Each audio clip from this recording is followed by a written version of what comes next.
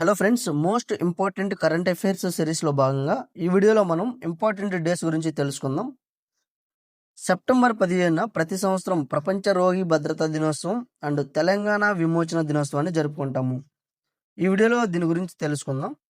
ప్రతి సంవత్సరం సెప్టెంబర్ 15న ప్రపంచ రోగి భద్రతా దినోత్సవాన్ని జరుపుకుంటాము. ఈ సంవత్సరం దీని యొక్క theme safe care for every new Born and every child.